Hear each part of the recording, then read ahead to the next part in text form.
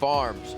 Starhorn Royal Club pushed them around, made them go to Baron at 21 minutes, which faltered for Starhorn, but they were able to pull that back around with great in-game calls, which we thought would be a bit shaky. That's more towards EDG side. Now the picks and bans start. Rengar once again on the board. Yasuo going out this time versus Korn. Maybe his fizz will be up as we get through picks and bans. Nope, apparently not, because the EDG decides to just get something gone right away.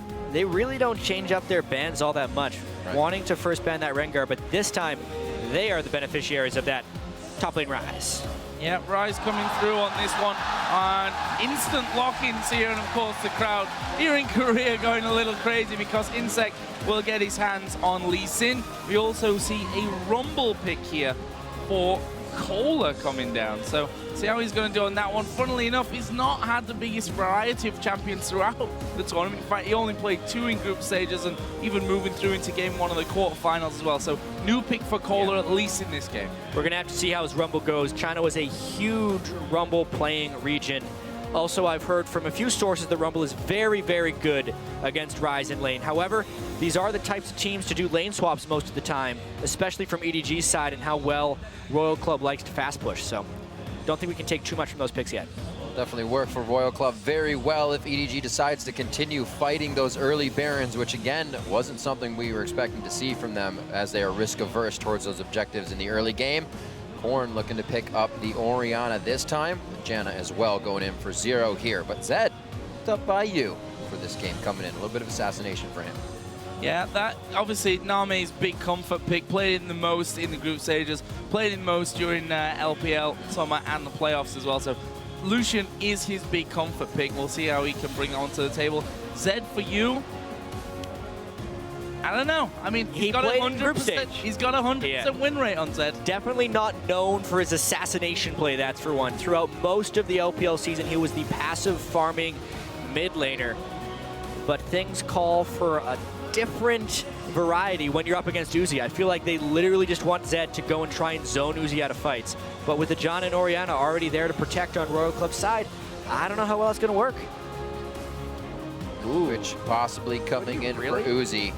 Making his own plays is what he likes to do. Looks like he'll be able to do that this time as he gets going and gets out of lane.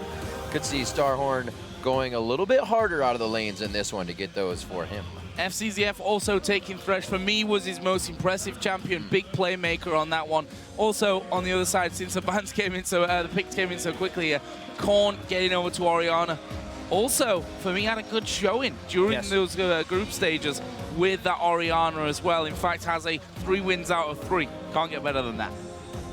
I'm a little bit surprised by the Twitch pick, if I'm going to be completely honest. Obviously, they have some good protection here, but there's a lot of stuff that just wants to run right at Uzi, and he does not have very high mobility on that champion. Maybe this would have been a Trist or even a Caitlyn game like we saw him break out in group stage, but he's got to be very precise with his positioning, whereas I find Uzi to be a great reactive positioner in team fights, and it doesn't seem to suit him very well, but that's why we play the games. Well, I mean, Uzi has shown already that he can be aggressive. You could also argue that Twitch for him, once he gets to that point, play to the Ruin King in there, maybe the Ghost Blade, he's one that's going to be halfway on the enemy's side of the map trying to pick off people 1 versus 1.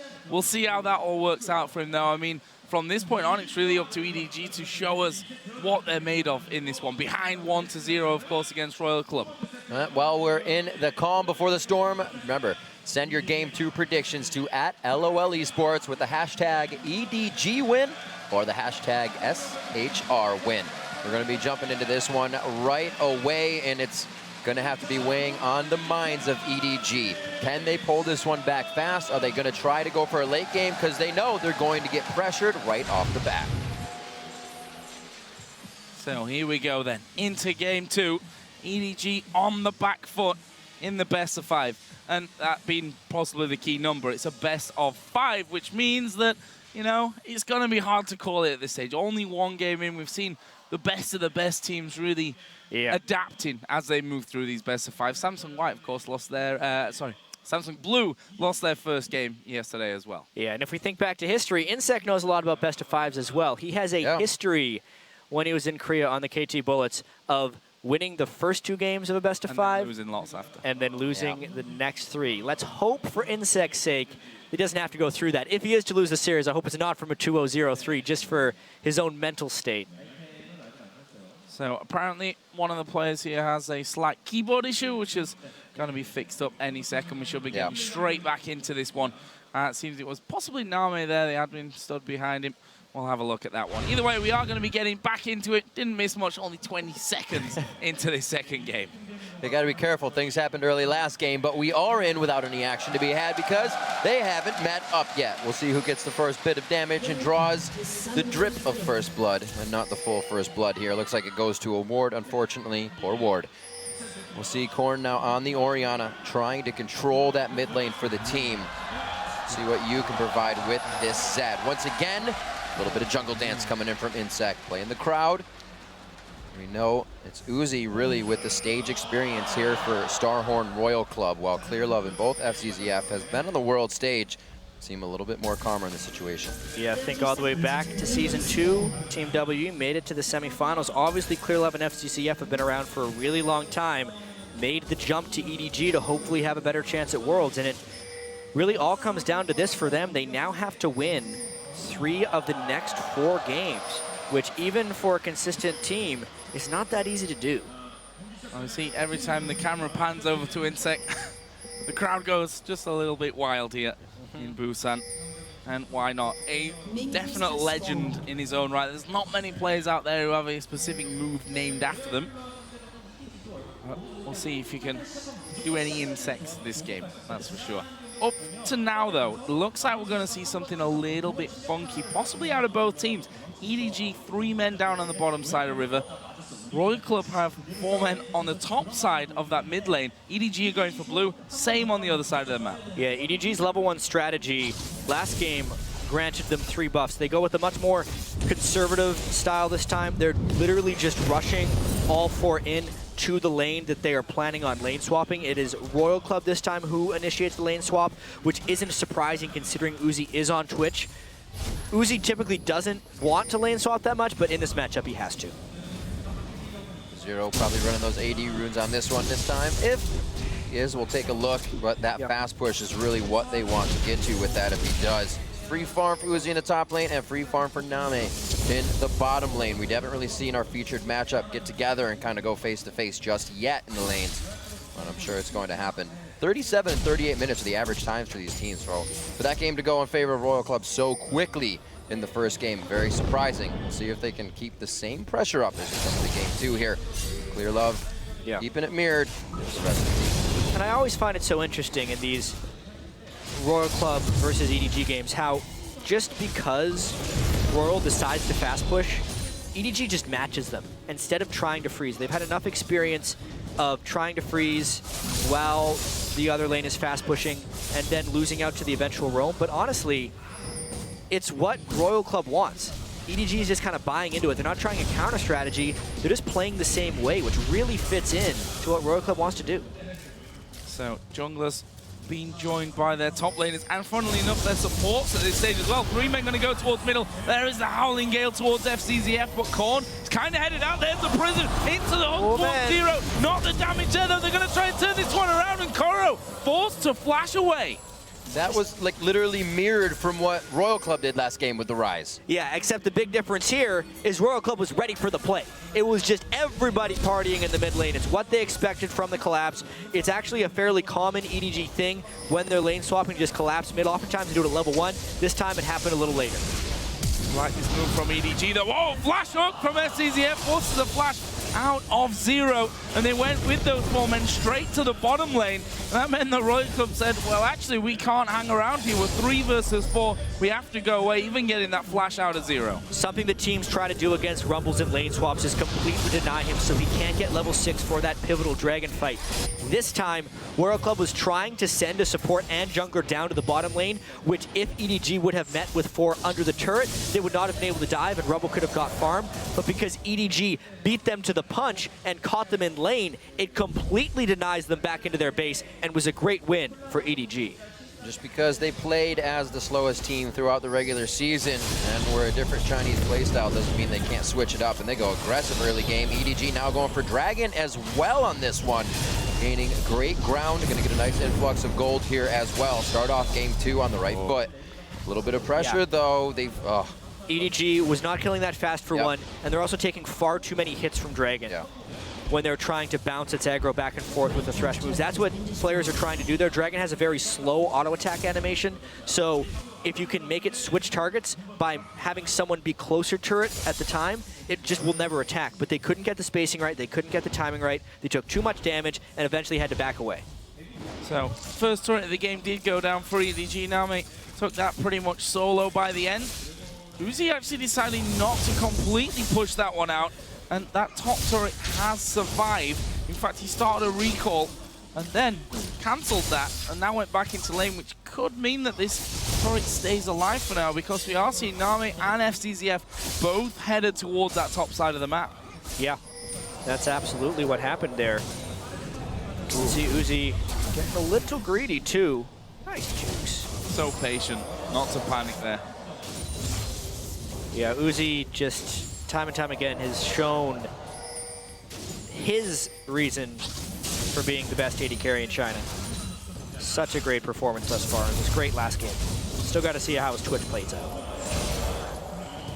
Well, the timing was great for NaMei and FZZF to come back up top. The back there from Uzi, and that's going to put him back down in the bottom lane to get this farm. If Koro actually decides to push it, looks like he's getting a pretty good freeze on it here. But we know Uzi's not afraid to take a few steps forward, get that farm for himself, even if not warded. Still Pinks going down towards the Dragon. Pinks are trying to be covered up here by Royal Club, so they're protecting those as well as using those. Right, that ward though. Hatching that one right forward, off. not in range. However, I mean, they know what the push is happening top lane. Royal Club is literally trading this for their second turret of the game. They are the ones getting pretty heavily fast pushed by Lucian. They're not going toe-to-toe with him. Instead, they're trying to take Dragon and keep gold close. And they're going to take that Dragon. First one of the game going over to Royal Club. However, second turret of the game may be going EDG's way, as by means of answering that, and especially now as ClearLove will head towards the top side of the map, means that Cola completely just needs to back away from this one. Definitely can't be going up against 3 men, and NaMei will safely secure his second turret of this game.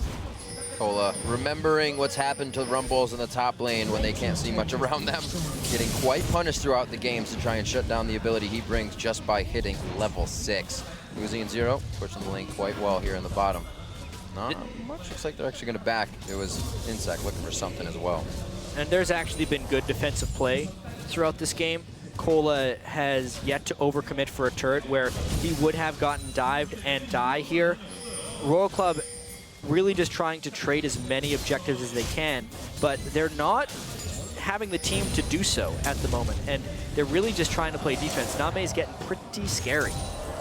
We talked about communication issues, and this is how you force that into Royal Club. They're forced to be around the map now, calling in for inSec. This is where they have to play the ping game. Shots coming in. NaMei 6. Does he have enough mana? Uses Relentless Pursuit. He has the calling still to come out on this one, but they're able to finalize the kill onto Cola. Pulling up first blood there. It's the exhaust coming out as well, but a double kill in for Unstoppable. That's you in the mid lane, and they get exactly what they want. We're only 8.5 minutes in. Hey, you hasn't played Zed much, but when he does, he goes 2-0 at the start of the game. That was a really good dive by EDG. It's one of the big reasons we actually don't see much split pushing out of this region, because they are so willing and so crisp when they dive turrets, especially as 5 people here 8 minutes into the game. The fast push is working. The lane presence from Korn is non-existent, which is what allowed you to roam up there, and they make short work of more turrets and players. Uzi this entire time been trying to take down the first turret of the game for Royal Club. It's taken him a hell of a long time. Of course, couldn't be involved on that top side of the map. He's going to have to tank up the turret here for a single hit, but will finally get rid of that one, which leaves the gold at 1,500 in the favor of EDG. Could look a lot worse if they'd not interrupted that first Dragon attempt.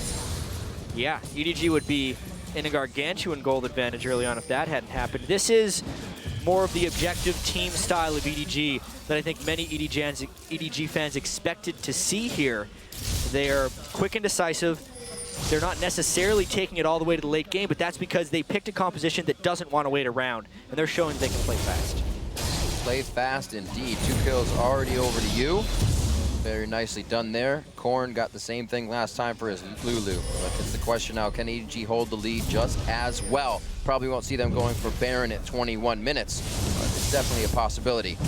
Blue buff being transferred over to you here. He's already picked up a Brutalizer as well, so he can really put down some damage on Korn in that mid lane. 2 exhausts coming out from Royal Club on this.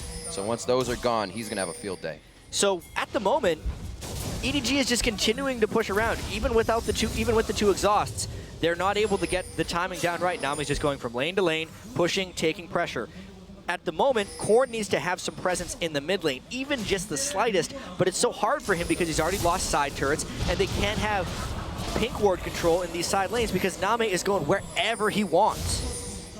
And now 3 of them gonna group up, make that 4 actually. ClearLove gonna join into this one, and Royal Club are just miles away. There is the shockwave flashed away from Zero, coming a bit far out. The hook doesn't quite land onto him. There's the culling to make sure that Royal Club back away. More good defensive play right there. Uzi going a little bit aggressive. Oh, great pull on the exhaust. The alt shadow reused from you, and he pulls back to safety on that one. So they get out just what they want. That alt up before the exhaust, very much so. Zero's gonna have his though. 2 minutes on to Dragon, so EDG is gonna have to keep this pressure up, not let Royal Club get the wards down that they want. So far, great deep coverage from EDG with wards. It is something we noted in their first game against Samsung White. Even though they didn't win, EDG has definitely stepped it up in the warding department for most of their games. And for you, we really need to watch him closely this entire game because Zed is really difficult to team fight with, let alone against 2 exhausts. And with how decisive teams are at initiating, setting up split pushes, especially against Twitch too, if he's able to get a QSS later in the game, is really hard. I want to see if he can pull this off. Well, for now, he couldn't even recall. Zero came in, managing to spot him thanks to that ward placement. Meanwhile, we have inSec and Cola pushing through this top rush. But look at this, ClearLove, FZZF, both there. The timings could be really interesting in this one. ClearLove is gone. FZZF is also gone. There is still the tower behind Koro, though. And it looks like inSec may be recalling himself. Patience is a virtue. I wonder how long he's willing to stick around up there. That's a lot of setup time lost, but yeah, Koro is playing decidedly patient. Nice work. Wow. Ooh. NaMei forcing himself into a flash position there, a little too aggressive. Didn't know Zero was just on the backside, but able to use that scrying orb to keep himself safe. Know that inSec is not coming into the bottom lane. With that, they didn't even know he was top lane there as well, so Koro had that game sense to keep himself safe and keep his flash. Just not the right timings here for Royal Club. A in the top lane, and B, no Blade of the Ruined King on Uzi for the next Dragon, especially when they're trying to do setup. He needs to farm a little bit longer. You can tell he doesn't want to go back to base until he has the Blade of the Ruined King, which will expose them, and EDG should be able to take this Dragon. Yeah, gonna be no contest on this one. They'll take it down far too quickly. You've gone for that pickaxe after his cutlass and that brutalizer as well, so spreading his items out somewhat. It's NaMei. Aggressive dash there through into the tri-bush. ClearLove forced to flash away from inSec, who is level 7, so the kick would have maybe knocked him into the rest of Royal Club, but now they are going to try and get towards NaMei. There is the dark passage to get him onto safety. The Q does land, though. inSec tries to get behind him. He kicks NaMei, but against the wall. There's also the hook coming in. Meanwhile, Koro has teleported down, and Royal Club, just like that, are on the back foot. Koro got the speed here from his ultimate running, but with Orianna there, it might be too dangerous to keep going. Cola, though, off to the side, forced to flash. There's the shockwave. They're going to maybe turn this one around. Zed diving in as well. Cola's going to go low. Will he be finished? Yes, he will. Killing spree now for you. That's going to be the chase. No, they're going to stop. Good dissonance, but very low mana. Korn and Uzi are actually still trying to taste this. That means Uzi gets caught. He tries to jump in for the kill. That's not going to be what he wanted. More kills coming up for Uzi. Picks that up onto Koro. That no dissonance to follow, but they are going to be able to lock down the quadra kill for Uzi. What aggression for inSec to start the fight. Go down, but Royal Club still turning it in their favor. The fights just didn't really stop when you expected them to. Even in the mid lane with inSec trying to get more aggressive. 4 kills onto Uzi is miraculous for Royal Club after the way that fight began. They got enough retaliation damage down. When Corn landed that shockwave, it was just a matter of Uzi being willing to pop out of stealth. This fight was just so long. Bit of that aggression we had talked about before. At the start, inSec gets a little baited by his own namesake. NaMei knew it was coming, does not get kicked into the equalizer, which obviously puts them on the run. Here, the collapse is also pretty good from the rest of EDG. Koro flashes for the room prison, and Yu does a fair bit of work, getting everyone pretty low. But at this point, you can really see where they're getting a little bit baited. FZZF and Koro have no business chasing when they know Uzi can go stealth. NaMei as well takes way too much poke, and you can see it in EDG's eyes that they went a little too far. Obviously, when the hook landed, it just exacerbated the issue because they thought they'd be able to turn. And those 4 kills on Uzi will have to carry the game for Royal Club because no one else really got stuff from that fight. Chasing, going for the fight, being turned around on you, and then turning around once again right at the very end. Crazy, crazy stuff. Leaves us at 5-4 in kills. 3-1 though. EDG lead on turrets and therefore gold with a 2,000 lead at this point. We look down at some of the items. Rumble got the Haunting guys, got those Sorcerer shoes, so he's ready to go. Blade of the Ruin King and Brutalizer for Uzi, thanks to those 4 kills, and that makes him all the more dangerous. Yeah, but we really have to pay attention to the gold distribution. 4 kills going on to Uzi, but specifically in the back end of that fight, I mean, Cola and inSec were not involved in that whatsoever. There's a 1,200 gold difference between top laners, a 700 gold difference between junglers, and it's all on Uzi to make a play. Oh dear. This could be bad. Definitely going to mean Uzi has to rush a Quicksilver Sash throughout this game. Yu's going to be able to get himself out. Uzi stays alive with the help of 2 shields. That's the pop-up from Monsoon, trying to hit it. inSec locked it down. Sonic Wave, the resonating strike, and another kill for him. That's a shutdown of 3 kills over onto Yu. And it looks like Korn right now trying to push back with Cola. Yep. There's a response as well from Zero coming through the jungle. There's some big pushing going on. They couldn't finish off that mid lane turret. Now it's all about how fast Royal Club can push this bottom lane before they collapse. And they're going to come down through the jungle here. It's all going to be up to Zero to stop them pushing right through. And there it is. They're deciding to pull away. Nice little Howling Gale onto FZZF so he couldn't get in hook range. However, Cola and Korn now turning up the heat on this middle lane, just pulling EDG between middle and bottom. Again, I am always impressed with how Royal Club can move around the map when you consider the language barrier. They seem really in sync right now, knowing when to go in and out. It's because they play so much off of instinct, and innately, you have to have a lot of trust in one another, which they've been able to accomplish here. Playing off of instinct and inSec right now. At least 2 people always following him around in that little party of trouble that they have going on.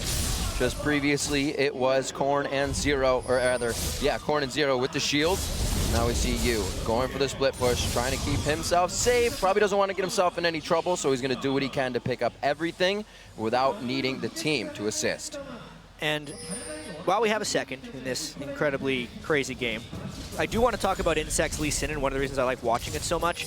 Every single time he lands a resonating strike, whether it's true or not, the opponent expects to be kicked backwards. It creates so much more zoning potential with inSec playing Lee Sin than with pretty much anyone else playing Lee Sin. And we kind of see the impacts in this game here, is if he takes a resonating strike, people are instantly flashing away, instantly dashing away, even if the rest of his team isn't there, because they expect the kick backwards. Well, there is that final outer turret taken down. Turret number 4, of course, along with that inner top turret that EDG took down earlier on. Leaves them still only 2,000 gold in the lead. We've got Dragon in 30 seconds. This is going to be a big Dragon for both of these teams, and EDG already lying in wait for it. And Thresh in conjunction with vision control is one of the scariest things you'll ever see. However, EDG's got to attain that vision control before they can successfully poach around this dragon. With that being said, though, unless Uzi can get in position, this would be another dragon for EDG to take. Cole would have to teleport in. Oh dear. Oh dear, that is an oh dear. A good disengage, however. They quickly back themselves off. And Skara pretty much right on that tweet. Once these fights start, be surprised if there was a double ace on the map, or wouldn't be surprised, I should say. EDG again replacing the wards. They're getting swept out. I think that drowns out Royal Club for being able to sweep anymore. Their brooms are full. Looks like the mid turret's going to go down for that as well. A little bit of trading gold here. Nice breathing room given by the calling, but it is not enough to disengage. Zero loving those champions. He's able to throw out.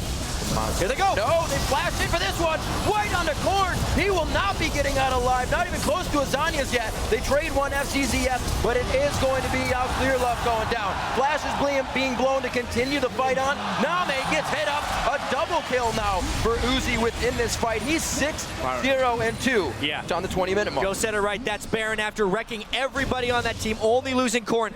What would EDG try and do? They have some low death timers and a teleporting Ryze. We've seen crazier things than a Ryze going in 1v4. Koro might just have his ulti up available as well. Think they have wards. All these Baron I don't goes think they can down. TP in. No, there's no ward. Nope, nowhere near it. It'd have to be going into middle lane there. But painful Baron. Kola going a little bit low. Oh, Zero taking that big hit as well. They should be able to juggle this one out with those heals being used. Some of the heals Oh my God. Kola is the no. Here comes Koro and FZZF. Well, they are going to be able to get the Baron, but will they be able to get out? Uzi goes down. They end up losing Kola. inSec will fall as well. They get Baron, but they lose 3. Was that a replay from last game? It was close to, except this time, the gold is dead even afterwards. We get to look at the fight that happened way before all this, and that equalizer was on point. It completely disengaged EDG. Even if they were able to lose Orianna, the line damage from Twitch and Rumble was way too much for EDG to handle. We said it's really hard for a Zed to team fight. We kind of saw it there. Despite getting the catch, there was no follow-up. He basically traded his life 1 for 1, and then the rest of them fell because Twitch was able to open up in prime position. Really only getting that AoE out of Coral right now, but the AoE from Royal Club able to come out very big in the fights. Even up on the scoreboard and even up on gold. So Jack, I'm going to go back to that Soul Stealer now instead of the the NaMei. Well, not instead of the NaMei. Instead, oh, never mind. They're going for Yui. They're going to use that shockwave that they saved before. Yui's probably going to go down, but will he take home with him? He will. And then even flashing away. And I don't think Zero's even got the damage to finish that. There's a lantern, which times out just before Yu actually gets on top of it. Gets the kill and will be able to move away. Mikhail's Crucible is what I was trying to say. And wouldn't the heal from Mikhail's have been nice there on top of the Janna shield to try and save them from you? Not to mention if Uzi ever gets caught by a Thresh hook, especially since he's building towards an Infinity Edge with his next item, it's a very high-risk strategy here going with the Soul Stealer.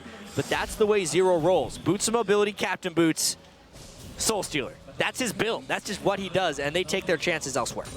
Take their chances and really get that forward motion engage going on. He's going to be in the front. Everybody's going to be following. So far, so good on a few of the fights. But now EDG starting to take their edge back over in kills. Looking at you to make a big impact as he goes back to the bottom lane with Baron down. Map a bit objective free here so they can do what they want without too much of that topside pressure. Looks like EDG's going for a death squad though as they stick together. Not getting too antsy as they clear out wards before moving in. Yeah, and they're just so grouped up here. There's actually very limited wave or vision control on the map, which for Royal Club prompts them to group up and run at people because that's the way they can get vision. If they're forcing fights, they can take some of the control back. That's why we see all of them amid. They're daring EDG to fight right now. And that wall from Orianna can be used to just zone them out. For example, that side push there from the Wraith so incredibly well. In the end, EDG do get him away from the tower after just a couple of auto attacks came down. However, FZZF that will be warded out. Was recalling, I think that was more of a bait to see if there was vision on top of him. But Royal Club gonna move him once again. Gonna bring the culling out of NaMei here, which doesn't take the full wave, but it's gonna be enough to stop the push for now. Talking about being able to give each other vision. Like you said, the ball, also inSec hitting great sonic waves just on the side, revealing the entire team at times. And EDG's just kind of stuck trying to fight these reactively. As we've said before, that's really in Starhorn Royal Club's favor at this point. Great wards on the left and right side so they can focus on this mid turret. Just waiting for the wave, and it's going to be a siege on this one. They should be able to get a few pop shots on the turret. That ball, again, to zone it out. But the Spell Flux, they don't even have much wave clear, but they're giving a lot of respect here to EDG. Yeah, I really think this is just Royal Club's attempt at trying to neutralize the lack of vision they have on the map overall. They're probably trying to do this until the Dragon comes up, and then since they have prime position on the map, would then go. Also, though, they have some pretty nice poke going on with the Orianna, and they're trying to punish EDG's somewhat lackluster wave clear here, getting slow damage on the turret. Managing to take ClearLove low again. The Cullen, though, will be coming up, and that turret, slowly but surely, it's taking wave after wave after wave, but Royal Club are managing to get in there. Again, the fear of inSec, whose flashes back up, of him landing a Q even behind the turret, is pretty scary still here, I think, especially if the shockwave's on top of him. And we mentioned how Royal Club uses smart pings and pings frequently there. They just ping the top and bottom waves because they know the other waves are shoving, and something has to happen shortly. They're definitely getting what they want out of it. They don't need any vision control around them. Even with 2 sight stones, they see the entire team of EDG in front of them. Now they're going to start to go through the jungle and get those wards down. Pink wards as well as vision wards to keep themselves safe, and a very tough turret to guard, especially when you're on the back foot. EDG may be losing this one as well quite easily. They have a great wave in the top lane. We talked about the wave in the bottom. There it is. Looking for ClearLove. inSec kick right away. Yu goes in, pulling back to his ultimate, and it looks like Uzi's going to stay alive. He lives in the monster for just a little bit, but he's not out of danger yet. Has to flash over the wall so he doesn't eat the culling. Slowing down Koro so he can't get around the outside with his ultimate as well. Going for it? That would be a deadly thing to do. They give Uzi the movement speed. He's got a few more shields from the backside, but it looks like they have to back off for this one. A little overzealous there, and they choose the right call. He had 130 health, and he was attempting to go up on a half health Ryze. That's how much confidence this kid plays with, but other than that, Royal Club successful sieging, do it again. Another catch, nice inSec play. That was actually a new age inSec where he alt flashed to give an instant kickback. It's something that can't reactively be fought against. Gets such a nice kill onto ClearLove and ends up pulling Royal Club into the lead. And let's watch this one again and just watch how ballsy Uzi is. Even when he goes low, he doesn't use his flash. He dodges everything instead. Yeah, well, he didn't want to leave the sweet home of that 0 heal either. And dodge. Then he decides to go back and forth, flashes away from the culling. Really in the moment play. And we thought maybe he wouldn't be able to pull off that stuff on Twitch because he's a lower mobility champion. But just the slightest of movements back and forth can be the difference. Mechanically sound so well. He's had quite a few good plays in that side of the jungle from Worlds. It looks like another one comes out as well. 25 seconds on to Baron. Looks like Royal Club's going to do a little bit of cleanup work, janitorial duty on the lanes before they really want to get themselves into any more trouble. Use time is almost up here as well. If 2 exhausts weren't already hard enough, we've got the Zhonya's in there now for Cola. We'll be seeing Korn have a Zhonya's before long as well. He's already got that Seeker's arm guard in position, so that's going to make it so difficult to be finding a target in these fights. You don't see it too often as far as finding targets, but it's a Warmog's armor on inSec's Lee Sin before any of the other tank items. So definitely trying to give general tank stats, maxing health, and more importantly, some health regen for the long-standing sieges they're going to try and do here. But it's the Zed split push. It's kind of what you have to do since the team fighting against Twitch and 2 exhaust isn't going well. But as soon as you see a split pusher, Royal Club tries to fight. Look how scared they are. He's not even got a flash available to get behind him. And, well... He's got that Sightstone ward, though. Yeah, that's true. Pop him down.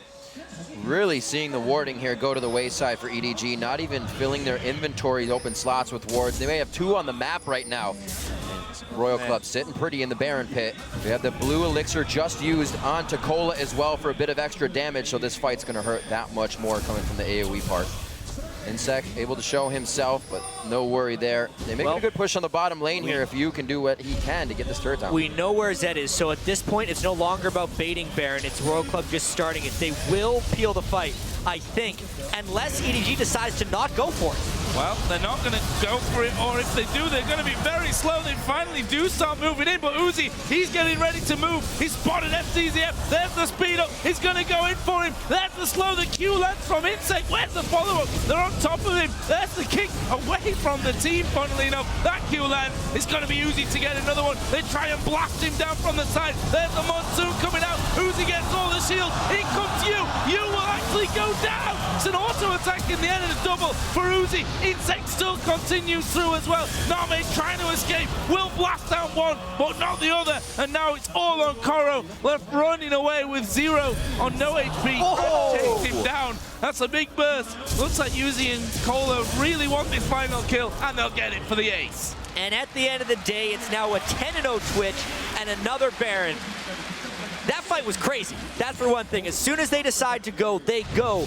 But I'm very surprised that EDG even collapsed there with Zed. They had a split push going. They could have gotten an inhibitor if they just conceded the Baron. Other than that, though, the fight itself was very crazy. Unbelievable team synergy to know they need to pile the shields onto Uzi. Everything gets exhausted.